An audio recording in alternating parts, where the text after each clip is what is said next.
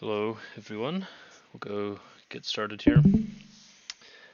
So I explained this a bit in the Discord, but I added this like simple macro system to our shader class. We're not actually going to use it, like I just sort of hacked this together in the last 5 minutes.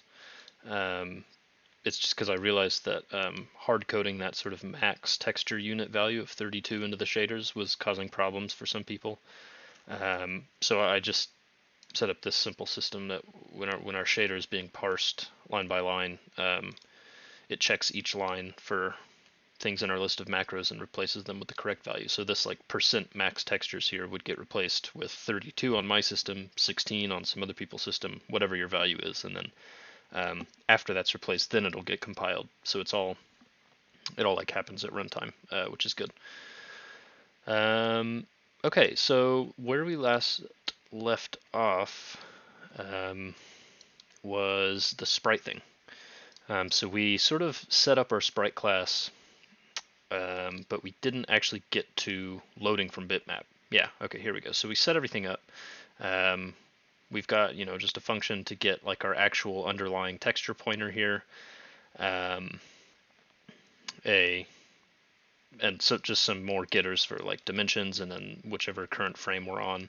And this will be used to this will be uploaded to this texture frames uniform here to control like which frame of the texture is sampled from. But yeah, so I set up these constants last time, and I didn't really explain what they were. So bitmaps have like a particular format. You can just like find it online. And they have this sort of like structure at the beginning that is 54 bytes long. So the first 54 bytes of the file are just some sort of like info things, and there's a bunch of information in there. I don't remember what it all is, but all we're interested in is the dimensions, and we can get that at these byte offsets. The reason this isn't like 18 and then 19, you might notice these are 4 apart, is because width and height are stored as words, integers, like 4 bytes. So 18, like index 18 is just 1 byte, but the width takes up 4 bytes. So we have to read from 18 to 21, and then height would be 22 to 26 or 25. Yeah, so I don't have much else to say. Let's just get into writing this constructor. So I went ahead and initialized all of our stuff here to 0. I didn't do that last time, but yeah, it's always good practice to do that, especially with pointers. You always want to initialize them to null pointer, because a pretty common thing that you'll do, yeah, we'll probably do eventually, like when we get into more complex structures, is when you're dealing with a lot of pointers, you'll often check for pointer like validity, like to see if something exists, just in an if statement, and the compiler will sort of convert a pointer into like a Boolean value, depending on what it is. I'm not sure all the rules behind that. There's probably some weird stuff, but what I do know is that if you set a pointer to null pointer, this will always fail. Like the Boolean value of a null pointer is false. Whereas if you don't set that at all, it could just be some random value, right? And then this might be true, which can be pretty hard to debug and cause some issues. So always set your pointers to null pointer. These other things aren't as important. They will still have garbage values. But yeah, like pointers are the real tricky ones. Okay, so we'll do a couple of checks here just at the beginning, just to make sure that we've actually like supplied some valid information for a sprite. So first of all, if our frames is equal to 0, like if a user is trying to create a sprite with 0 frames, that doesn't make any sense, so we're not going to do that. And I can't really think of any situation where this would happen unless you're like, I don't know, somehow like dynamically generating these sprites, I don't know, but either way, it's a good thing to check. And then next, we are only going to support bitmaps. So the first thing we'll do is check the last 4 characters of our file path and make sure that it's a bitmap.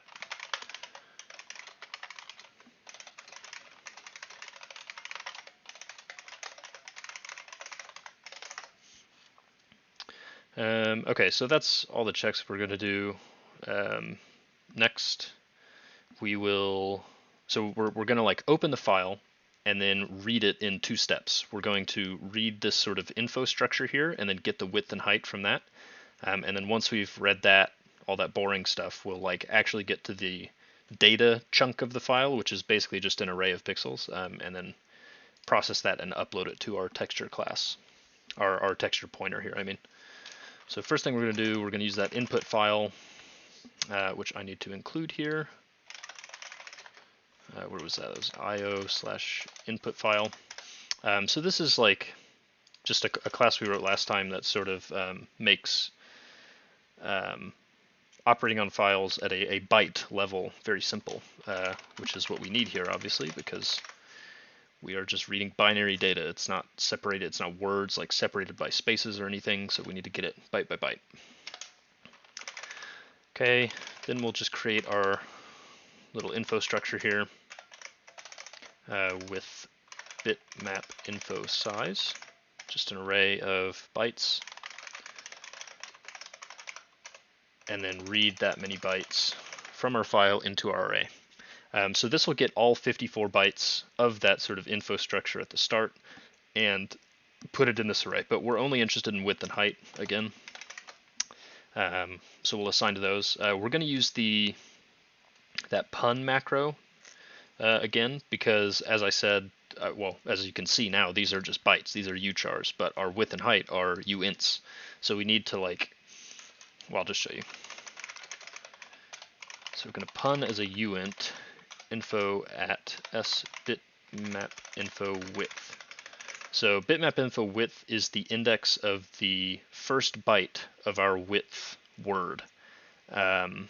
So, and this pun macro, of course, like gets a pointer to that. So the address of this element within our array here, and then that pointer is going to be of type uchar. So if you dereference it, it's only going to give you 1 byte, but we cast that pointer to a uint pointer, and then you dereference that, gives you 4 bytes, and we store those 4 bytes in our width. And this stuff is like dangerous potentially. Like it can be dangerous. I don't know, dangerous might be overkill. Like I'm sure there's some stuff you could do security-wise. I don't know about all that, but there is definitely potential to like overwrite stuff that you don't mean to if you do this. But in this case, like these are hard-coded values that are guaranteed to be within the range of this array, so it's totally fine. It's just a convenience thing. And then we'll do a similar thing for our height at bitmap info height, but we're actually going to divide by im frames. And the reason for this is that this is the way that our texture class expects data. And this is sort of just something you have to know, I guess, is that when you create a texture 2D array and you upload to that using this text image 3D function, you still just give it one array of data, you know? And so it has to split that up some way. And the way it splits it up is into like vertically. So it takes this width and height and frames, and it says, okay, this data array is of length width times height times frames. And we talked last time about how it's like useful to visualize that for some purposes as like a cube, or a rectangular prism of a texture, where each frame is like a slice of that cube. But when it comes down to it, it's just a one-dimensional array in memory. And the way it counts frames is not by width, but by height. And I'll show you what I mean, like when we actually create an image. But yeah, so that's why we divide im height by im frames, because we just want the height in pixels of a single frame. But remember, we're storing multiple frames, potentially multiple frames in a bitmap. So we don't just want the height of the whole image. Okay, so now we've got that boring stuff. We can actually read the data here. So something kind of weird about bitmaps is that they store pixels in multiples of 4. So this means if you have like if your image is 5 pixels wide, the array contained within the file will actually be 8 pixels wide. So it takes whatever the actual width is and rounds it up to the nearest multiple of 4. So all we're going to do is take our im width and round it up to 4. So we can do that with integer division and then just add 1, which will give us, so im width over 4, that'll truncate the result of this. So I'll go with that 5 example again. If im width is 5, 5 over 4 is 1 plus 1 times 4. 1 plus 1 is 2 times 4 is 8. So that'll give us the correct multiple of 4 there. So that's our width. And then it does nothing weird with height. So we have the width of the array, the height of the array, and then obviously the number of frames. So that'll give us the total number of bytes that we need to read. Of course, this is dynamic because these computations have to happen at runtime, so we'll allocate on the heap.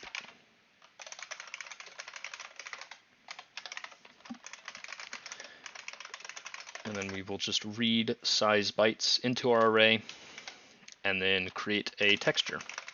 So mTexture equals new GFX texture. And this takes the data array, width, height, number of frames. So I'm going to leave these options blank for now, and we'll see what happens. It should give us some interesting results, I'm hoping. So I'll just jump over to our main file now, and now we can test this instead of having to do this whole really ugly actually generating texture data ourselves. Just get rid of all that nonsense. I'll go ahead and include graphics/sprite in my main file here so I can use it. And then we'll just create one. So what do we give it? We give it a file path, frames, and then time per frame.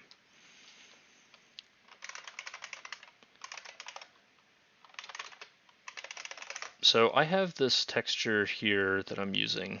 Let me open it up in Paint for you. And I'll upload this to Discord just so you don't, because I know on a Mac they might not have a bitmap generating tool on them by default. So I'll just give you a couple files. But you definitely can create bitmaps on a Mac. I think GIMP is a free sort of photo editing or MS Paint-like software that you can get on Mac if you want to make your own sprites.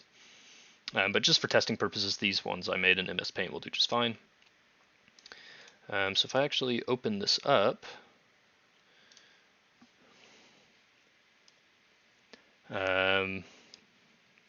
you will notice, that it's very small. If I go back to the original scale here, and you can see down here at the bottom, it is 41 by 82 pixels. The reason I made it 41 is just so that we can test that sort of multiple of 4 thing that I was talking about, make sure that rounding is correct. And then of course it is stacked vertically because that's how our OpenGL texture will read the frame. So this top half of the image will be one frame and this bottom half will be a separate frame.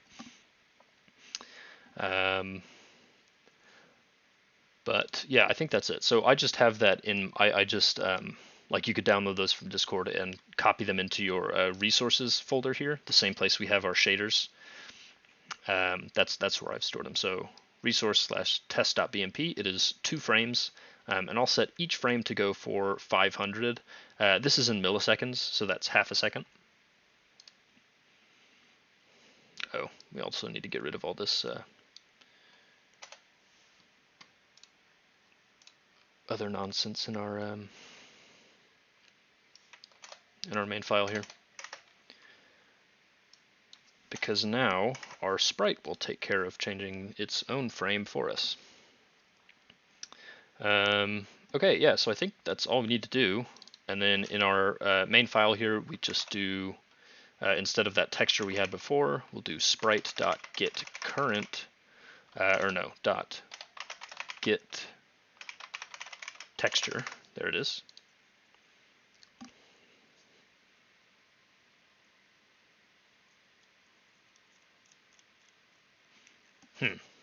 Why is that yelling at me? That just seems like a const issue. Let's see.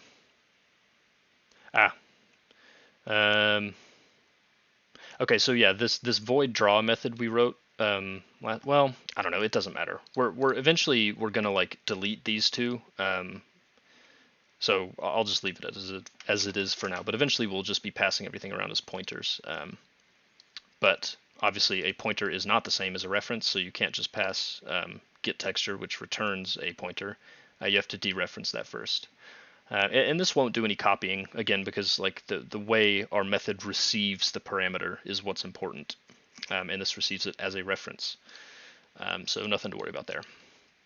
So now, if we run, hopefully it'll build first of all, and then hopefully we'll get something cool.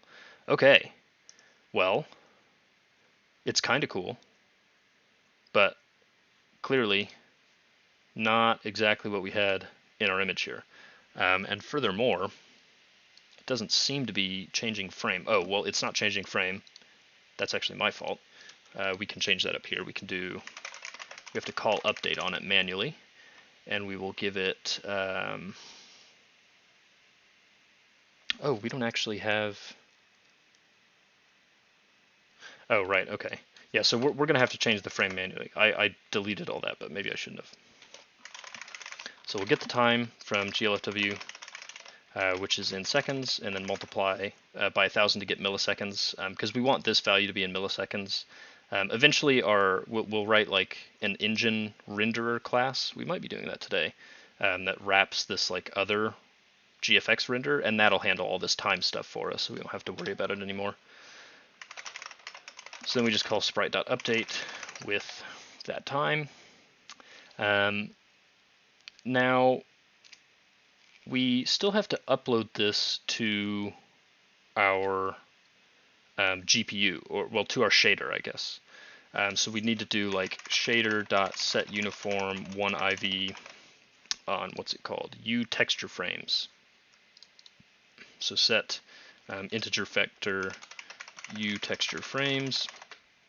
The length, we could have a whole array here of like frames, and eventually that's what we will do, but because we just have one texture here, or one sprite, we can just give it one. We don't actually need an array. We can just pass it a pointer to an integer. So int frame, I don't know, equals sprite.getCurrentFrame. And then we'll pass it and frame. So we don't actually need an array right now. Okay, so now we're updating. We're sending it that frame. It should still give us that sort of garbage data, but it should at least be changing. And there you go. You can see it's definitely still garbage data, but flipping back and forth between two different sets of garbage data. So what went wrong here is in our constructor here, obviously. We didn't set some stuff that is very important to set when you're loading from a bitmap. And I talked about this a bit before, but I'll just sort of reiterate. So I didn't specify any options here. You can see this is a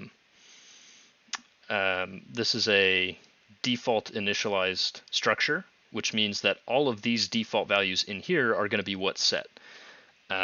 So the ones we're looking at, we talked a bit about min and mag last time, how GL linear just looks like garbage.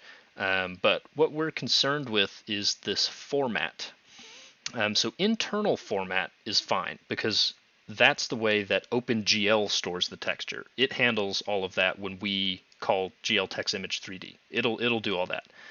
But format is something we have to specify, and we have to specify correctly, because this says this. We again pass to the same function along with our data array, and it describes how that data is laid out. So we've said this is groups of 4 in the order R, G, B, and then alpha. But bitmaps, first of all, don't store alpha. They just store RGB. And second of all, they store it BGR. They store it in reverse order. I'm not sure why, but that's just how it is. So what's happened here is two things. Mainly that we're telling OpenGL our data is chunked into groups of 4 bytes, which it isn't. It's into groups of 3 bytes, but also we flipped our R and B. So in my options here, first of all, I'll set min and mag just to be GL nearest, because those are much prettier. I'll actually, real quick, I'll just leave it at that and then run. I want to see what this looks like. I like looking at the garbage data. That's pretty cool. I like that. But either way, obviously not a result that we want. So we'll have to set .format, and OpenGL actually handles this for us, so we don't have to do any like processing on our data right here. It wouldn't be too hard to do that. Like after we read, we just loop through everything and then switch or swap the 0th and 2nd elements of each trio. So that would go from RGB to BGR.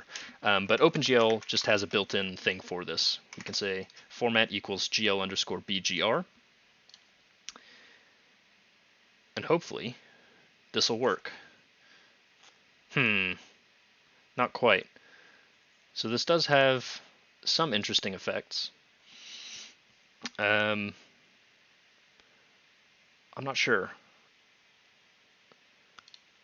Let's try printing out our size here and see what we get. You guys don't have to do this. At this point, like, I'm actually debugging. This is not... this should be working, at least according to my knowledge. I'm guessing I did something wrong with this division here. But I'll just print out the width that we have, the height, and the number of frames and see what's going on. I'm guessing it's an error with the rounding there.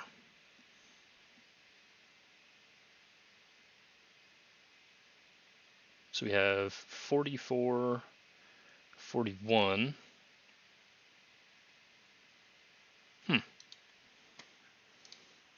That should be correct, because our image is, what's that, 41 by 82? Yeah, so 82 over 2, because height is divided by frames, would be 41, so the height is correct. And then width, that should also be correct, because the nearest multiple of 4 to 41 is 44. Let me just try this.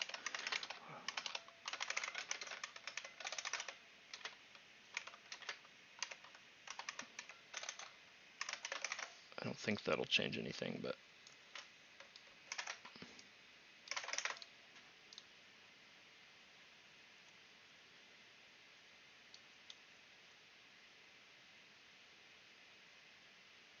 interesting.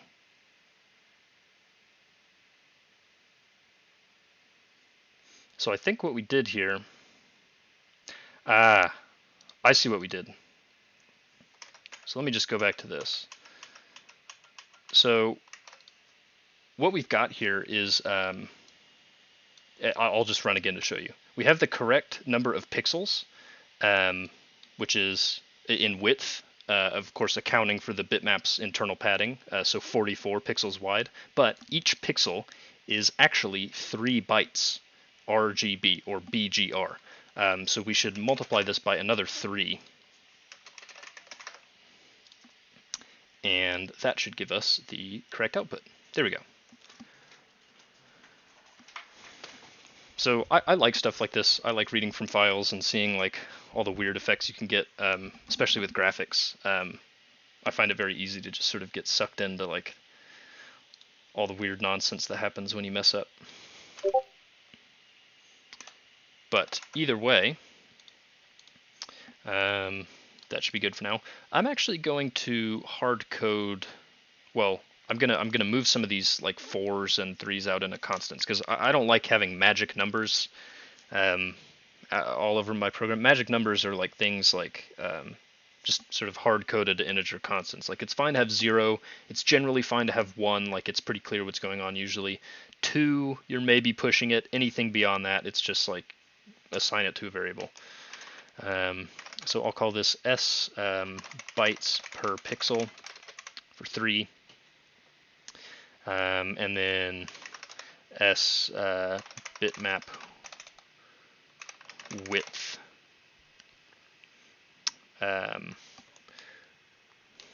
multiple, or bitmap width step is equal to 4. And then just sort of replace some of these spurious numbers in here with those. So that's unfortunately pretty hard to read, but it makes more sense. It's more clear if you do read it than just the 3s and 4s everywhere. Okay, so that's pretty much all we're going to do in regards to loading our graphics. If you were actually like doing a game engine for 2D stuff, like this might be common, like loading bitmaps, or you could have a library that could like decompress PNGs or JPEGs for you. For 3D stuff, obviously it's just like exponential, the level of complexity that you get there. Like sure, you can load images, but that doesn't actually do you much good. You need like models and all this other stuff. I don't know. I really haven't done much 3D. But even in 2D, like it's not that difficult or uncommon, I would say, to sort of create your own like graphics file types. Just for reasons like efficiency or I don't know. Like I did it because I thought it would be a cool thing to do. But obviously, like that is sort of specific to your case. Like the game you're trying, the kind of game you're trying to make is going to depend on how you want to store your graphics data and how you can optimize that. And so I left it out of here, like out of this series. And also that was just sort of like not a very highly requested topic. But usually our graphics loading stuff would be a bit more in depth than this. But this is perfectly functional and works great. Okay. So we will get to writing like a renderer class, like I said, that like handles all this time stuff for us, just so we can simplify, take as much of this like complexity out of our main file as possible. But the first thing I'll like to do while we're still sort of doing this graphic stuff is I like to set up a 1-to-1 pixel ratio. And this should really only be used for debugging. Let me explain what I mean by that first. So you can see here we have this window, and I can resize it. Oh, I can't resize it because I set it to not be resizable. But let me just quickly change that. You don't have to do this. I'm just going to drag it around, and you can see that it stretches out in all crazy ways. And that's really ugly. Like that is not what we gave it. Clearly this is like super distorted. And so for 2D stuff, I like to set it up so that no matter the size of my window, the proportions of the image remain the same. And again, this is like not a good practice. Obviously, the whole point of OpenGL sort of normalizing its coordinate system from -1 to 1 is that you can draw anything on any size screen, and it'll handle all the resizing and squishing for you. But we can get around that squishing with some simple algebra. So yeah, we'll go back just very briefly to our GFX core file here. Gonna edit, gonna add some stuff to our OpenGL instance. We want 3 floats. We want 1, which is the intended size of our pixels. So like in this case, this image is 41 by 82 pixels, but at a real scale, that's very, very small on the screen. So this pixel size value is essentially just going to be a multiplier. But then, more importantly, we need to get the width and height of a single one of these. I call them simulated pixels. We need to get the width and height of that in OpenGL's coordinate system. So I'll call that SP width and SP height for simulated pixel width and height. And now that we have this stuff, now that we're actually going to be doing some computation when we create this object, it's best to define a constructor instead of just using like the brace initializer syntax that we have been using so far. So we'll take in our window, of course, which we need to store here, the width and height of our screen, and then the size of each pixel on our screen.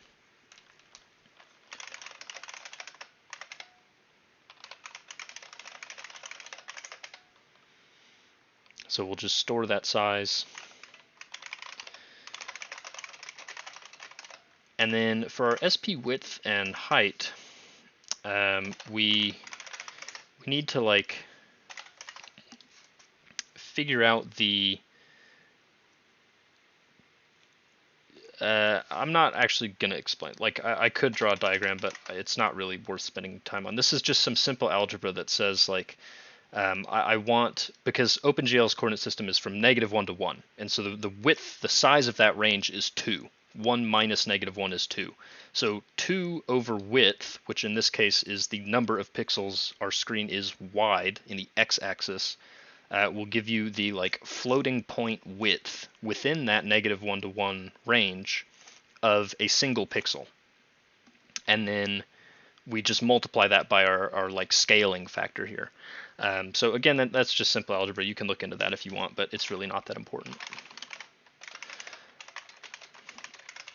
So then we'll set GL viewport here just to sort of recenter the coordinate system on our given size. Now we're going to do something a bit interesting here. Our init function here is broken now, but we'll get to that in a minute. So we have this in our init function, we have this set window size callback, and we supply a GLFW window pointer to sort of bind this function to. So whenever the window pointed to by this pointer is resized, it runs this function. And this takes in the window itself, and then the new width and the new height. And we're just setting GL viewport equal to the new width and new height to reset our coordinate system.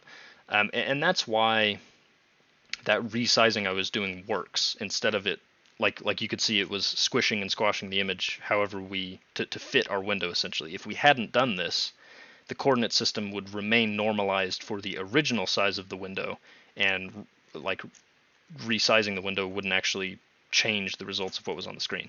But this just makes sure that we do that. So this is good, but now that we have these other values, these simulated pixel width and height, which are dependent on the actual width and height in regular pixels of our screen, those also need to be updated whenever our window is resized. Otherwise, we'll get weird results. So I'll just sort of comment this out for now. And we're going to set it in the constructor here. So glfw set window size callback on our window.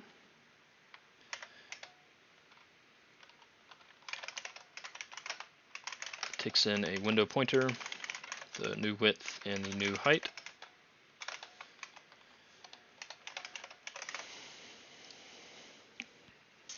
And we'll do that same GL viewport thing as before. But now we need to update these values as well. So how do we do this? It's kind of tricky because our window here, this is just a GLFW window pointer. It's not an OpenGL instance pointer. It doesn't have access to these three values. And this function is running, somewhere like where these values aren't available. They're not in scope.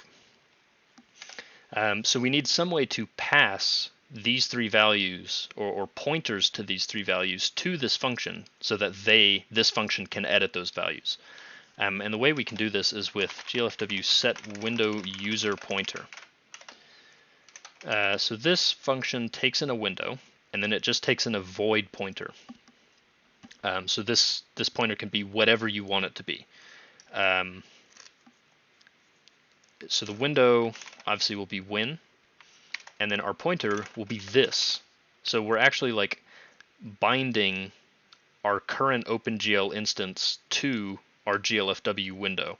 And then within our window size callback here, because we have our window pointer, we can retrieve our window user pointer, which will give us a pointer to the OpenGL instance. So we can do OpenGL instance, and then it is a void pointer, so we'll need to cast it to an OpenGL instance pointer. glfw get window user pointer on our window, and there we go. So now we have access to everything in our instance from our window size callback function. And we will just sort of recalculate our SP width and SP height values.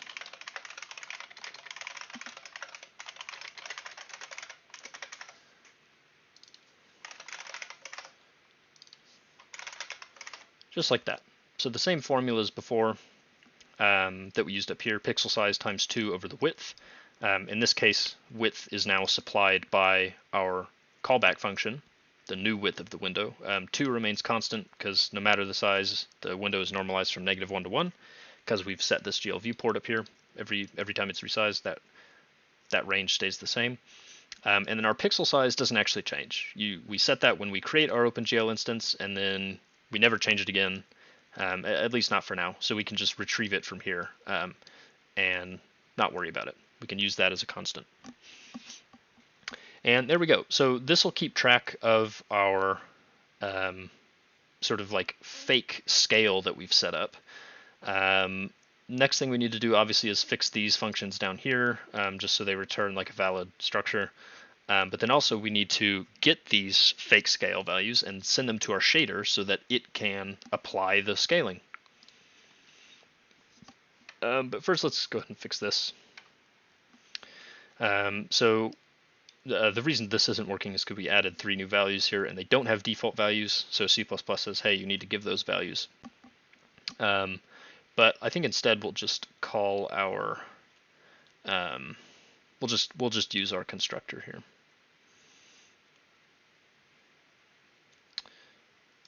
So in our error message here, this is something I don't know if I talked about. We didn't do this during the series. I just sort of like we had these like glfw terminate and destroy window things in several places in our init function here, and I just sort of pulled them out into this single function. So this isn't actually, it doesn't need to return a valid OpenGL instance. Like the point of it actually is that it doesn't. So we'll just give it whatever values, we don't care. So width of 0, height of 0, pixel size of 0, doesn't matter. 0 as a float. But then in here, at the bottom here, we do actually need to return something valid. So same window pointer, we take in the width and the height to our function here, and then pixel size, we will actually put that in the options, because it's not something that like the user should have to specify, I don't think. Maybe it should be. You could make that argument and then just have it as a non-default parameter. But I prefer to put it in the options. So like options.pixel size. And then in our window options structure up here, add that and just give it some reasonable value. 1 is fine, just so that everything has its actual size. Okay, so that does all the like it uses the correct constructor now, so we should have no issues there. I'll just compile quickly to make sure before I go away from this file. Yep, everything works. Okay, so we're done with that now. Now we just need to, every frame, get these values from our OpenGL instance and upload them to our shader. Set them as a uniform.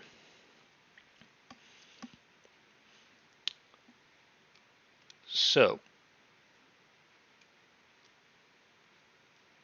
Actually, one thing I did forget to mention. So this code does compile, but it won't work.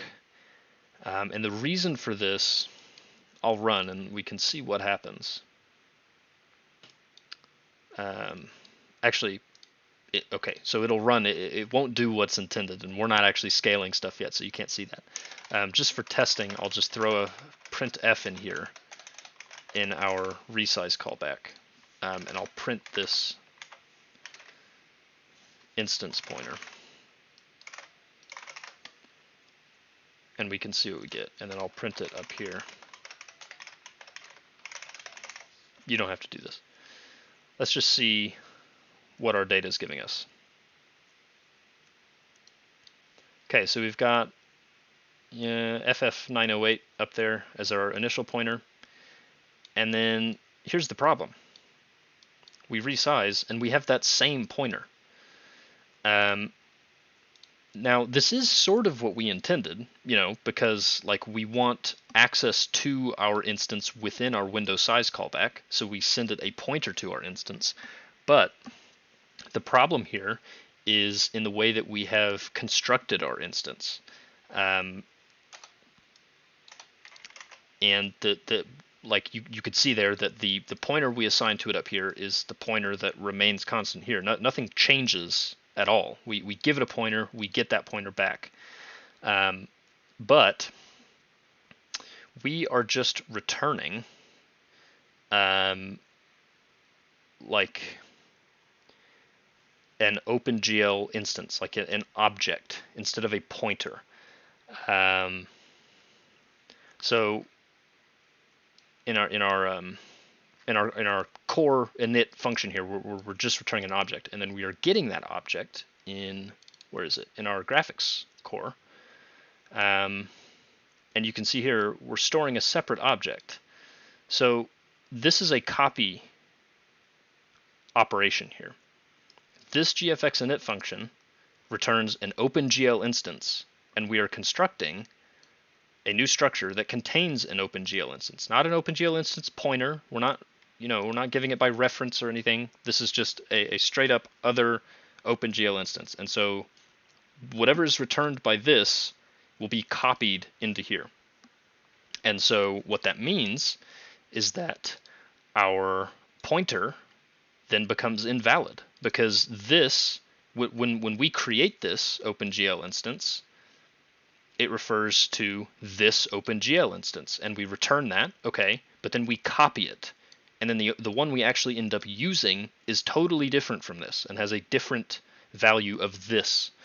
And the way around this is to just return a pointer to an OpenGL instance and store that pointer in here so that we are passing the exact same object, and that object remains valid essentially for the lifetime of our program.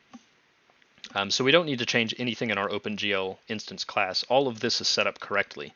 The problem was just in how we were returning it. So I'll just make all of these return a pointer. It'll be heap allocated, which is important because that means we will have to manually destroy it later. So just chuck a new in front of all those return statements and then make it return a pointer. And then in our engine instance, we are going to store a pointer, of course.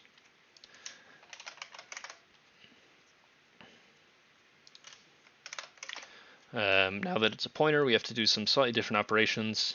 We have to do the pointer access operator there and then dereference here to pass to end. But I think that should be it.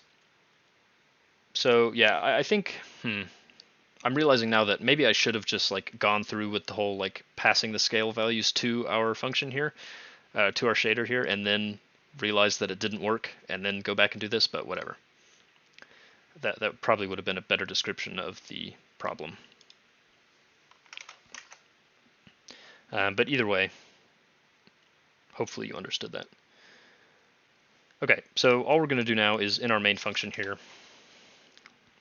or our game loop, I should say, we'll just do shader.setUniform to F, uscale to engine engine.gl.sp width and engine.gl.sp height.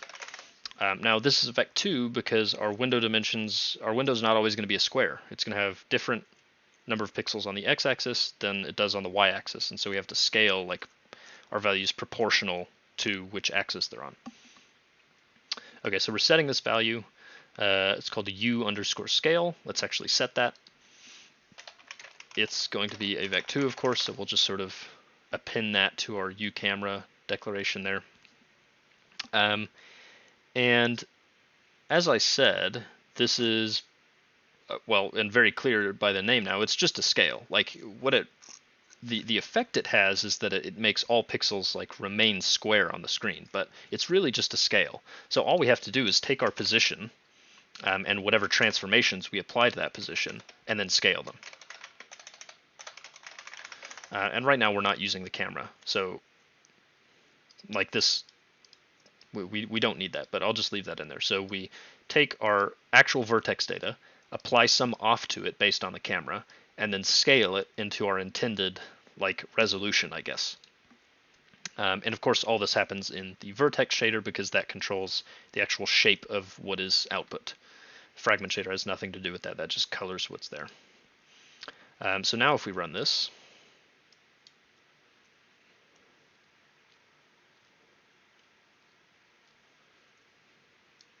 nothing. Interesting. Let's print our scale values and see what we're getting. Just copy these in there.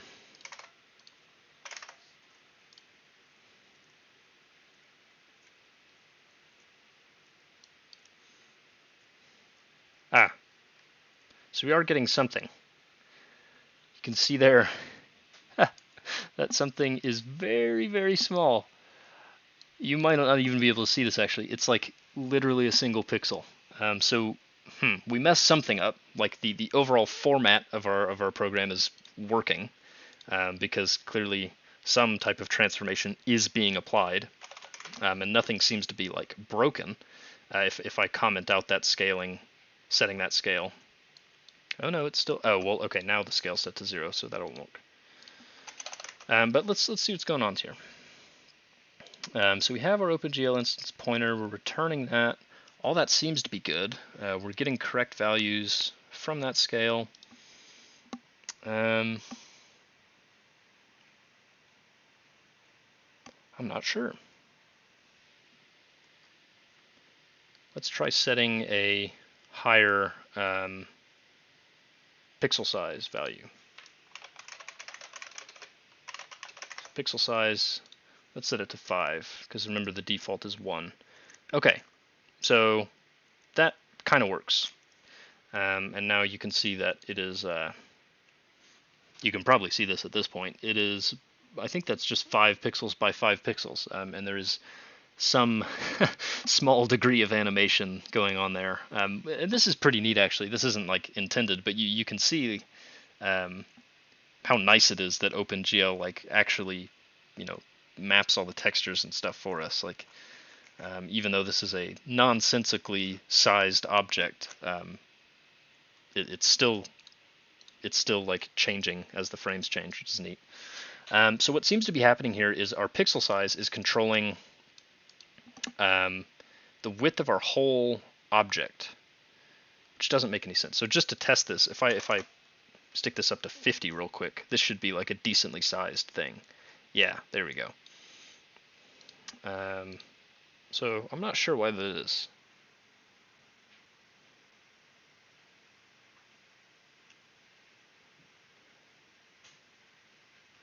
Let's see. We can delete that. We know we're printing. We have correct values here.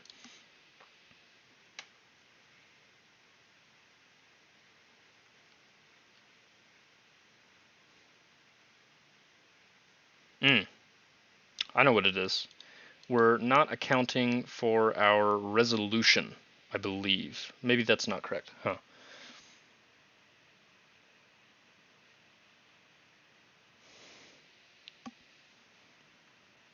Let me just double check what we put in our SP width, height calculations here. Those seem good. This is annoying. It's probably just something really dumb. I think I'm just like passing the wrong value somewhere.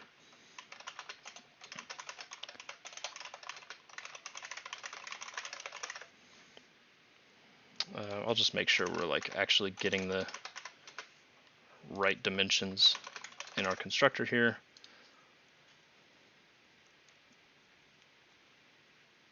Yeah, 800 by 600. Okay. So I'm just gonna gloss over this for now. This is not the way it's supposed to be working.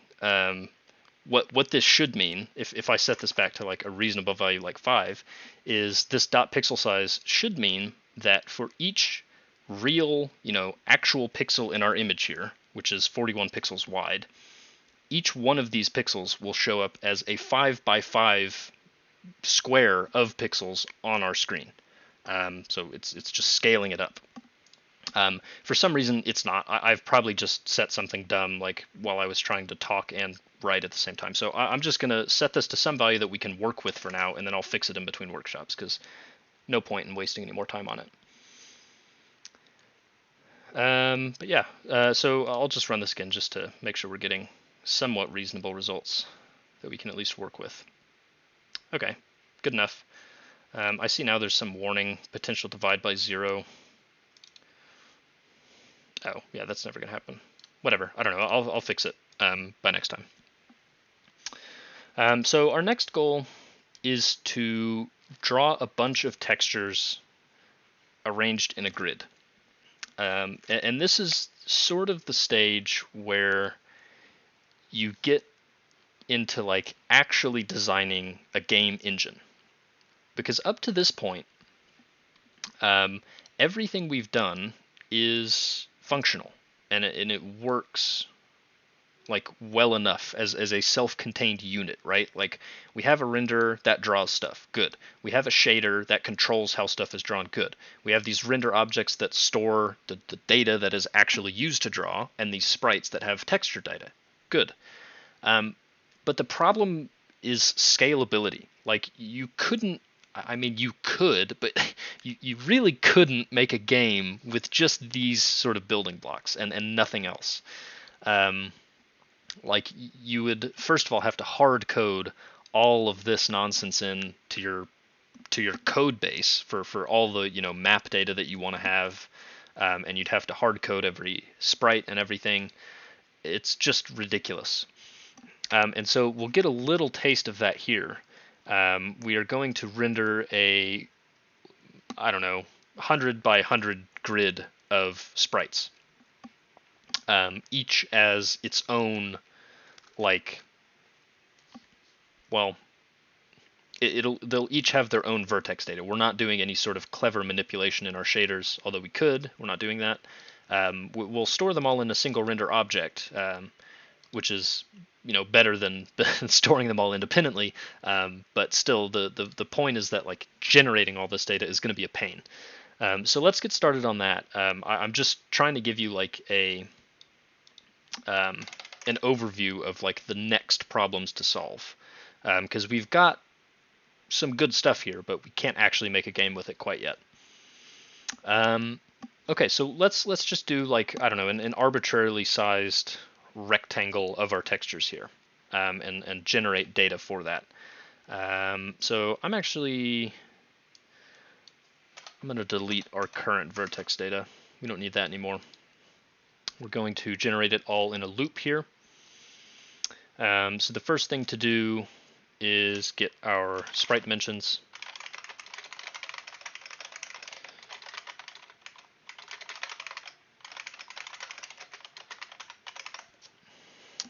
I've just divided them by 2 here.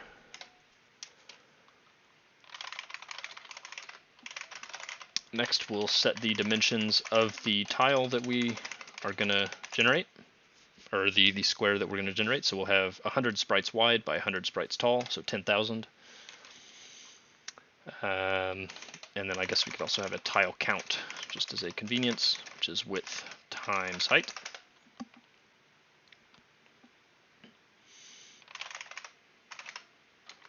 And then we'll have some basic values here, like, actually we already have some of those. Yeah, so we know the size that of the grid we want to generate, but now we actually need to write a loop to generate it. So we'll have like for I equals 0, I is less than tile count. Generate all 10,000 of these. We don't want them to be in the same place, obviously, because that you wouldn't really be able to see if it was working. So we'll just apply some offset to them so that it's actually like a grid and not just a list of 10,000 sprites stacked on top of each other.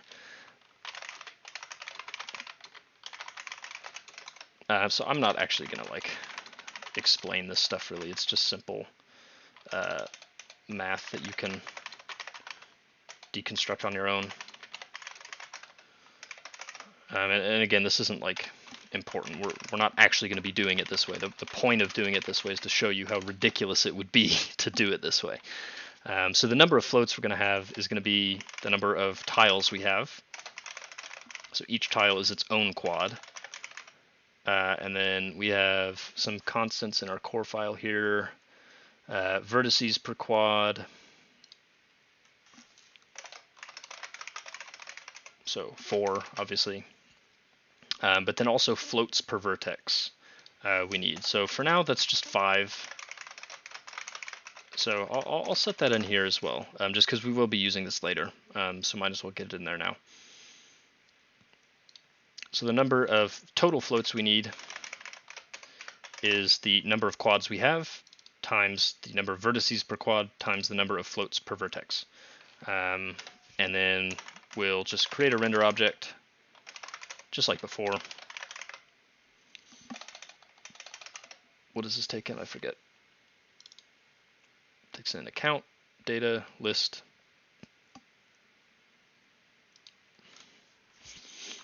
So the count will be this. Actually move that down to like float count.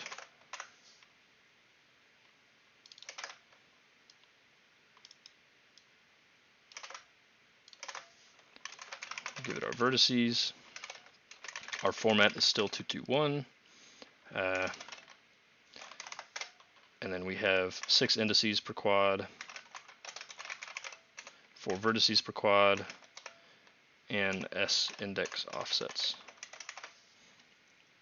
Just sort of stuff that I moved that was previously hard-coded in our library that I moved into our engine here as the more proper way to do it.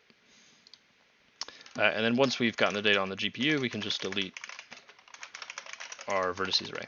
Okay, so now we actually need to generate vertex data. So the offset, we're looping through each tile here, but each tile has a certain number of vertices in our array. So the like point where the current tile will start in that array, call it offset, will be I times this.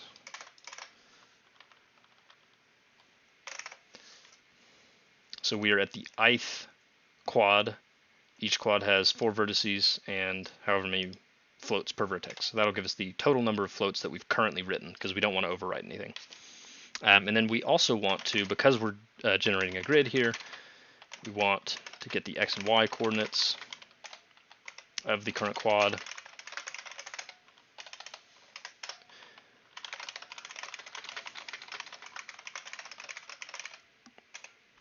And then for each vertex, we need to set some vertex data.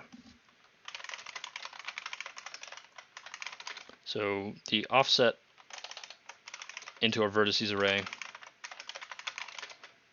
for the current vertex is going to be the offset for the current quad plus the number of vertices we've already processed times the number of floats per vertex.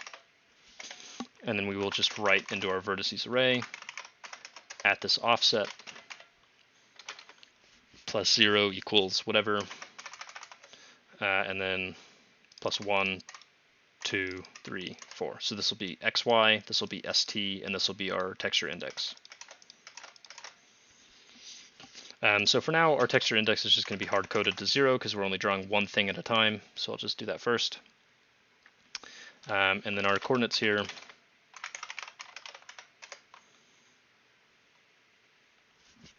will be our offsets array, the base x value plus the offsets array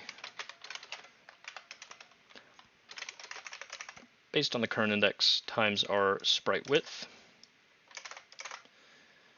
And again, I'm intentionally like not really explaining this just because it's not important.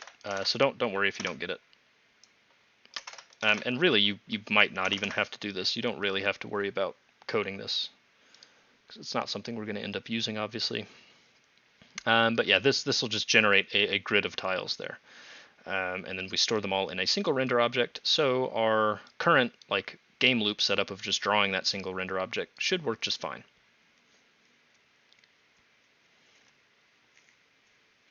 And hopefully we get something kind of good.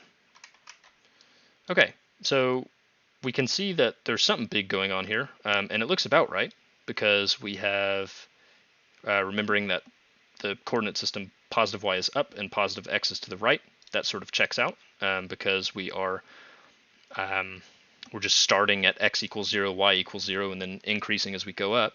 But we can't really see the rest of it because we can't move around the screen yet. So yeah, like the next thing we need to do is get a camera. And I know we've already had like a camera system, well, in quotes, system before that was just running in here where we had like a vec2 and then we were setting that uniform every frame. But at this point, like we've been doing that so often and we have all this other stuff we need to do, like setting texture frames, setting scale every frame, that we should just move that into its own class. So we're going to create a new class in our source/graphics folder here called renderer, which is, I guess it's analogous to how Sprite wraps texture. It's just going to be how our engine wraps the graphics renderer class. So I'll go ahead and create a header file and a C++ file.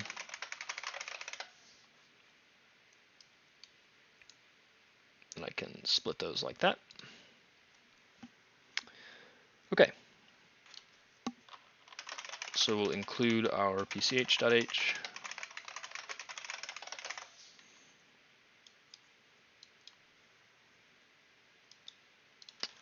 We're going to do something that you may have seen in C++ before, maybe not.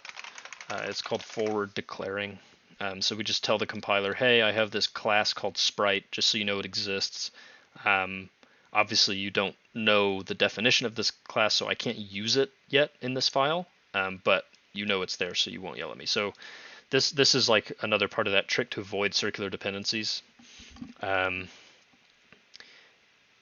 Like in header files, generally the rule is like don't include, or include as little as possible. We include our PCH here, which is sizable. Like that includes a bunch of stuff. But it includes, these standard library functions and this stuff from other libraries. So not like we don't need to worry about that because all of that is external to our engine code. But our sprite is part of our engine code. So while we could, throw in hashtag include sprite.h there and it would work fine for now, depending on where our engine or our renderer is included later, that could cause issues. So we just sort of forward declare it here and then include it in our C++ file. We actually include the sprite file in our C++ file. Because that C++ file isn't going to be included in any future files, only the header file. And I don't. If that doesn't make sense, I don't know. It just comes with experience. It's just something you have to sort of get a feel for. So let's get our variables down first. As I said, we're sort of wrapping a renderer, so we'll just have an actual renderer object. We're going to store a pointer to our engine instance. We're going to have a sort of buffer here. I'll explain this in a bit for our texture frames, as well as our actual textures. So texture frames will be uploaded to the GPU the uniform texture frames, and our texture buffer will be uploaded to, well, not uploaded to, but these will be bound every frame, and they sort of like map to this uTextures array. So now we are going to add a couple more floats here, just to keep track of time for us, so we don't have to worry about that in our main function. So we'll keep track of the starting time of the last frame, the difference between the starting time of the current frame and the last frame, and the average frames per second that our program has had over its whole lifetime. So now we'll do the constructors. Well, we'll define them. Again, we're gonna not really be. We're gonna be writing as little as possible in this actual class. Like all the complex stuff we're going to write in our C++ file here, because we can include Sprite or whatever else we need without worrying. But like, we'll go ahead and do the classic thing of just deleting the copy and move. We can write a destructor as well. So important to note, this destructor, we can write that here. All we're doing here is deleting our texture frame array and our texture buffer array. But you need to be careful with these, because if we had like a sprite pointer called imSprite, whatever that was, and then we called delete on imSprite, the compiler will allow this, because it says, okay, you have a class sprite here. I don't know what it is. I don't need to know what it is, because you're just using a pointer to it. And a pointer, regardless of which type it points to, is just a word. So, 4 or 8 bytes. And then this, of course, is a valid operation. But because this code has been defined in a place where the compiler doesn't actually know what sprite is, Sprite's destructor won't run, because it just knows that Sprite exists, but it doesn't know what it is. So you have to be careful with that, and we'll see that later on as like a reason that we don't actually define our destructor in the header file, even though it's just like 1 or 2 lines. So we'll have a clear function, which will sort of do this render.clear and handle time stuff for us. We'll have a void draw function, which will take in a render object and a vector of sprite pointers. So a vector, I don't remember if I've used that so far. A vector is just like an array list in JavaScript. It's just like a resizable heap allocated array. And then we're actually, now that we're in this sort of like engine area of our code, we can impose requirements on the user more strictly. So we can say like, if you're using this engine, you have to have a camera. Or, I mean, I guess you don't have to, but like there's native support for a camera. You should be using a camera. So we'll have a function here that just sets that camera so that the user doesn't have to set the actual uniform themselves. Because remember, now our goal is to get as much of this GFX code as possible out of our main file, where before it was get all the OpenGL code out of it. We've done that. Now we're trying to only use engine code instead of our graphics library code. So obviously requiring the user to set a uniform themselves sort of violates that. So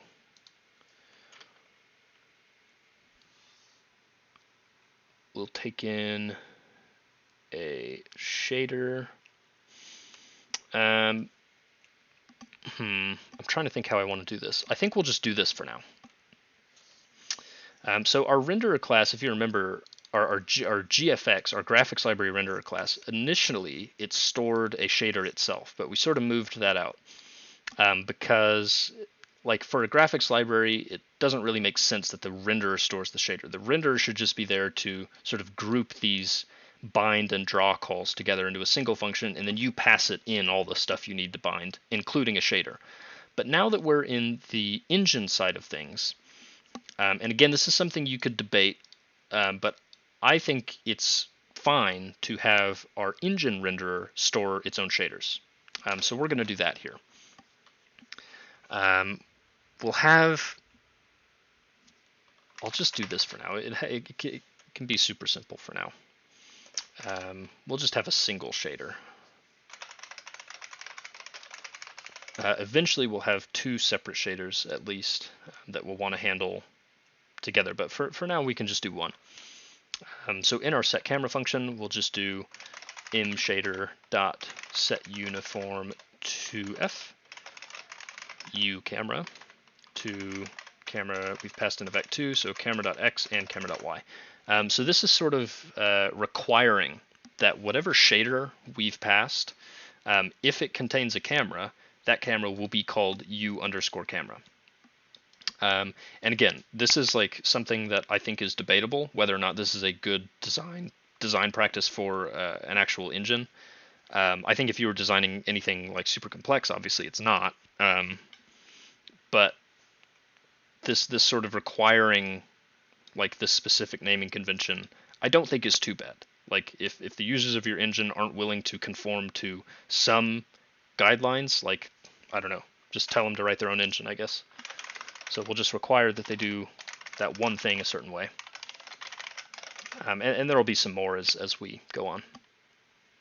So get frame delta, we'll just have some getters for our time values here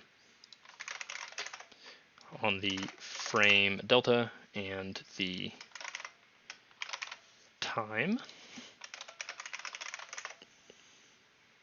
And then we'll have a simple render wrapper method that just calls mRenderer.render with our OpenGL instance. And this is why we have stored a pointer to our engine instance. I'm not sure. For now, we could probably actually take that out and like just pass in an engine instance to this render function. That wouldn't be too big of a deal. But this is the way I've done it, so I don't know. Does not matter. Okay, that's all in our header file. Now we'll move on to some of our functions that we haven't done yet. Include PCH first, then renderer, and then we need sprite. So we'll do the constructor first. You have to do this like scope syntax here. Then we need some actual values. So we'll just pass our file path that we got into our shader, like that. Then our imRenderer, I don't think that actually takes a constructor, or it doesn't take any arguments, so we don't need to do anything for that. Obviously imEngine will just assign to the engine pointer we got. And then imTextureFrames is going to be a new int of however many texture units the current system has. And texture buffer is going to be very similar, just an array of texture pointers of the same size. And then we'll set all of our time values and stuff as well, just to be thorough. Just set those all to 0.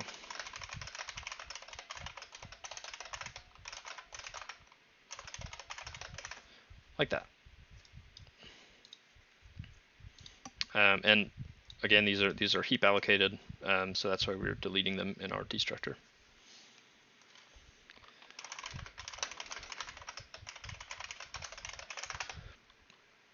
So we need to set up this like samplers thing that we did have before, if you remember in our main file, where you basically just like create a list of integers and like send them to the CPU or the GPU as a sampler 2D array, just sort of this weird type that like is basically just a number. So we'll sort of automate that in our engine renderer here.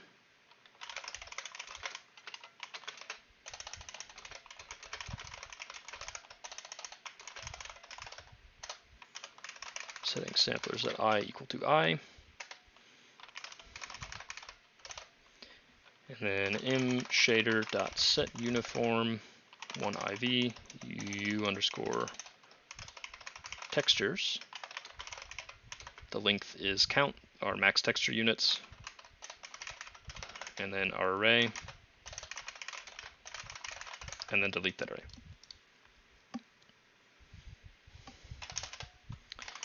Now we will do the clear method. So this one we could just do mRender.clear and basically be done. But there's some more stuff that needs to be done every frame. Now that we're getting more complex, like we want to set the scale every frame. Here we're setting U texture frames like in the same area. We're actually going to set that in our draw function, which we'll define after clear. But yeah, so like we could just do this and that would be fine. But again, we're trying to move as much out of our main file as possible. So we'll do as much as possible in our render here. So we'll just get the scale thing. I'll just copy this actually. I don't want to rewrite all that. imShader.setUniform to F.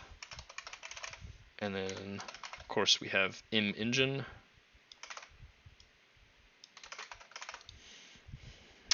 Oh, and this can't be const. I don't know why I marked that as const. Because we are setting a uniform, which is a non-const operation. Okay, so once again, like we could be done here. But there's an extra step we can do that I think is pretty cool. It's very useful as well, which is calculate the like time information about our program. So this will give us the current time, like the number of milliseconds since our program started, and the difference between this right now time and the time of the last frame is the frame delta, which I explained before will be used to, and we may have done it in an example, that'll be used to like smooth out movement, because not every, like frames take different amounts of time to process, and so you want to scale the amount of movement that happens by how much time has passed. So that's what our frame delta is for. But we can also calculate the FPS.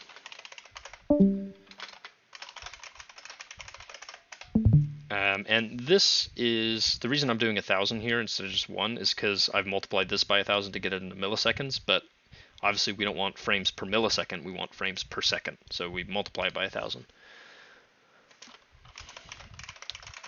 And then set in last time equal to time. So now we can calculate, like this will give us the FPS for this one frame, but when you have a game that's running really fast,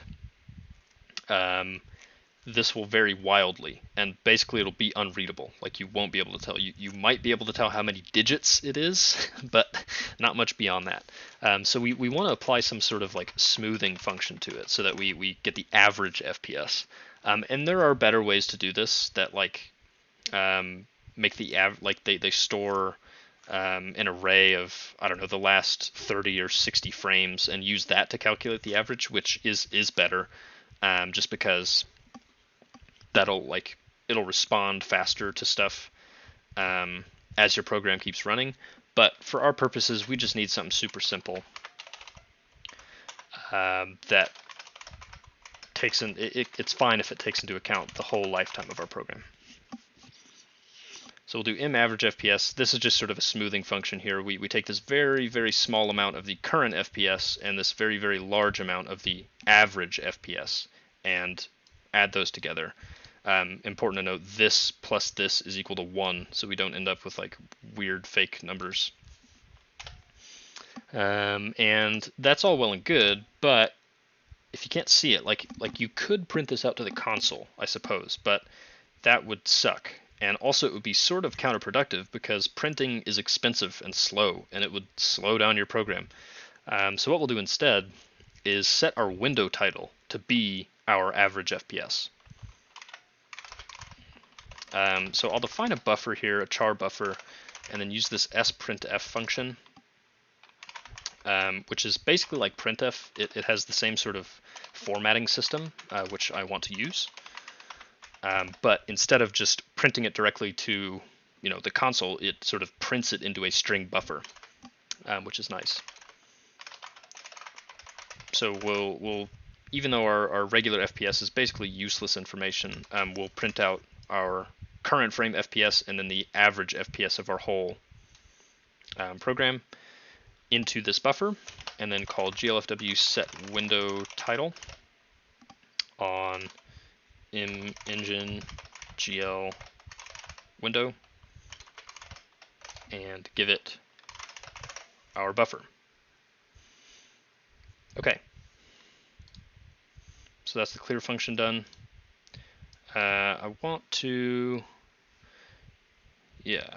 just get through draw, and then we'll probably call it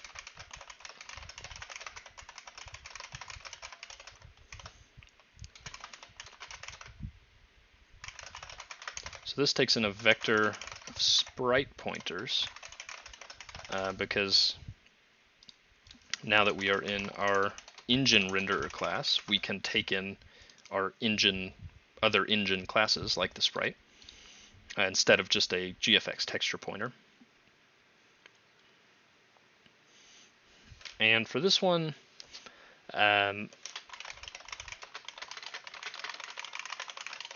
it's a bit weird. So our ultimate goal is to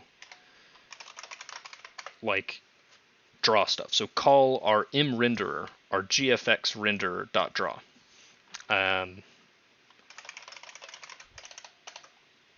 Oh, this can't be const either. I don't know why I mark these as const, just habit, I guess. So our end goal is to call imrenderer.draw. And what does this need? So it needs, well, there's two. We're not using that one, we're using textures. So we have this render object, then a texture reference, and then a shader. So the render object, easy, we got that passed in. Shader, easy, we have that stored as part of our new render. This texture thing, though, is not going to cut it, because that's just a single reference, and we're passing in a whole vector of sprites, so multiple sprites. So real quickly, we're going to come back to our renderer, and just have a sort of third draw function. I'll just copy this for now.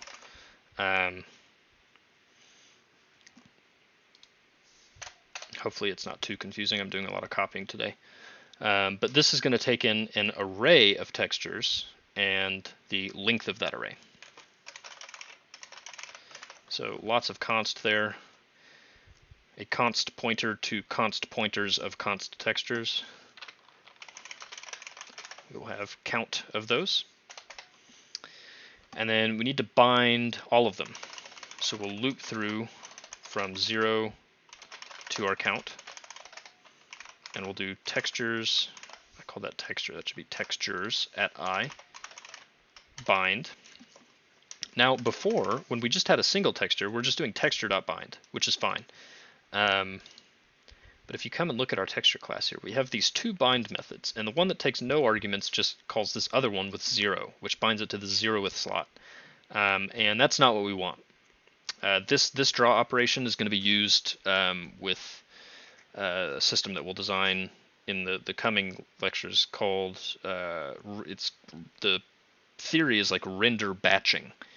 Which basically means taking a bunch of different stuff and rendering it all at once to maximize the speed of your GPU.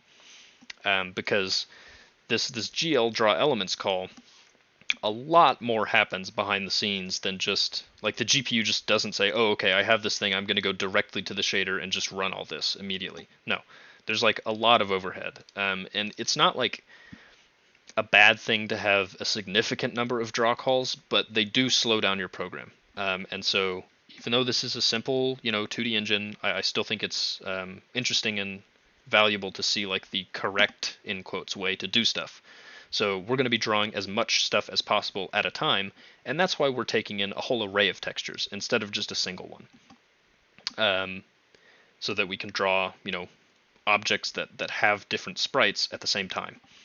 Now our uTextures array and our texture frames are of this max textures length. So you could check here that like count is also less than that. I might do that off screen. That's obviously trivial. But the more important thing here is that we bind to the current index. And this sort of imposes a restriction on us that I'll talk about later, which is that our vertex data, the order that the textures are passed in here has to match the order that our vertex data thinks they're in, because that's the order they're bound in. So you could end up with like mismatched stuff, but we'll talk about that when we get there. The important thing is that we don't want to do this, because this, if we have even just two textures, the first texture will run and bind to slot 0, then the second texture will run and also bind to slot 0. So the first texture is now overwritten, and the second texture isn't, like there's nothing in the second texture slot on the GPU. So we need to bind to the correct slot. So yeah, that's just a draw method, and I'll probably delete these in between because I don't think we need those anymore. But as I said, our end goal is to call this imrender.draw function, which takes an object, we can pass that, an array of textures, which for us will be imTextureBuffer. If I go back to the header file here, you can see we're sort of creating that up front, and we're creating that in our constructor here. And then the count, which will be the length of the sprite array we've been passed, dot size. Well, that is the length of the sprite array, and the shader is just imShader. Okay, so I'll write this for loop, then talk a bit more. So we want to get the current sprite, and we might as well go ahead and check if it exists, just in case we get past null pointer. So we will update it just so that it switches frames if necessary with this last time thing, which is now something that our renderer stores. This is like the big advantage of compartmentalizing all this stuff, where before it's just like this ugly spaghetti mess of stuff all in our main file. Now it's like common functionality is packaged together. So our update function will always be called, and it'll always have access to the value that it needs. And then we will set our texture buffer at I to cur.getTexture. And then our texture frames at I equal to cur.getCurrentFrame. So that's the index of the current frame. If our sprite doesn't exist, we'll just set our texture buffer at I equal to null pointer, just so we don't have any issues there where like we're drawing sprites that shouldn't be drawn because it's data from a previous draw call that this one didn't overwrite. Okay, so now that we've got that, we're already doing our draw call, but most importantly, we need to set our texture frames. And here's another one of those like things that we're imposing on the users. Like you have to name your uniform uCamera, uScale, and uTexture frames. But that's fine. I think it's fine. And not too difficult to generalize it if you wanted. Just have them like pass in the string of whatever they're trying to set, so they can name it whatever they want. So yeah, we just set this texture frames to sprites.size again in our texture frames buffer. So even though our texture frames buffer is the size of like however many textures we can support, the maximum number, we don't need to update all of those every frame, because we're only passing in a certain number of textures. We don't care about whatever comes after that that's already in our buffer. And that's the same reason here that we just loop through sprites.size instead of get max texture count. So yeah, so you could look at this and say, okay, so I have this texture buffer and these texture frames. Why don't I just create those as arrays here or as vectors in this function? Like I'm not going to use them outside of here. So why am I even storing them as like part of this object state? And the reason is this. As I've covered several times, our max texture units is not a compile time constant. It depends on the system you're running on. And so whenever you call that, it's going to depend on the system you're running on. So you have to allocate it on the stack. No, sorry, you can't allocate it on the stack. You have to allocate it on the heap. Heap allocation is slow. It is something you should avoid. Well, maybe that's a bit too extreme. It's something you should avoid in functions that run often. I don't know how better to say that, but like in our constructor here, it's fine to do it because this runs once. Our render.draw, this runs at least one time every frame. And so if you are allocating 2 arrays on the heap and then deleting those 2 arrays every frame, that's going to slow your program down like nothing else. It's just going to be insane. And the same thing for standard vectors. Standard vectors are on the heap. That's like the point of them. They're resizable arrays. They're on the heap. So allocating those in our draw function here would be very, very slow. So that's why we do it in our renderer object, and we store it as part of the state. So we only have to allocate once when we create the object. Even though it's sort of weird, and I can see how it can be confusing, this is an important thing, and this is like a thing that we'll see more and more, is that stuff that happens like not that often, you don't really have to think about that much. You can do whatever, you can be pretty inefficient, and it'll be fine. Stuff that runs every frame, you like really need to consider time efficiency. And we can see that here, time efficiency over space, because time is so much more valuable than space. Storage space these days and RAM sizes are like, I don't know, infinitely more than CPU clock speeds. So that's why we sort of bite the bullet, store these things. I mean, even though in this case, obviously it's just very small, it's just 2 pointers, it doesn't matter. But later on in data structures, this same concept will come back. In data structures we design, the same concept will come back of sort of caching a bunch of stuff and taking up more memory than you need, but to allow for fast access and fast update stuff. And when stuff is running every frame, obviously that's what you want, fast. So that's why we sort of stored these here, and then of course we delete them in our constructor or our destructor. Yeah, so I sort of rambled there. We didn't actually get to like the point of this example, which was getting to see the camera and like move it around our screen so we could see the whole grid that we've generated. We'll get to that next time, don't worry. But yeah, sorry about that weird like scaling thing. I don't know what happened. I think I just typed something in wrong somewhere. I'll fix that and probably like post it today. But yeah, hopefully this was interesting, even though it's kind of like, I don't know, we didn't do that much. We just like loaded from bitmaps and then did some wrapping stuff with the renderer. But next time, it's going to get more interesting. We'll do input very quickly. We should be able to get through that next time, no problem. Just getting mouse and keyboard stuff so we can move our camera around on the screen ourselves. And then we'll get into the really interesting stuff. We'll start doing map data. So we'll actually have like text files that our program will read and generate map data from those text files. So you don't have to hard code all this stuff like this. It'll be very efficient and totally dynamic. All happens at runtime. Very cool. So hopefully you're excited for that. And I'm looking forward to seeing you on Wednesday at 4.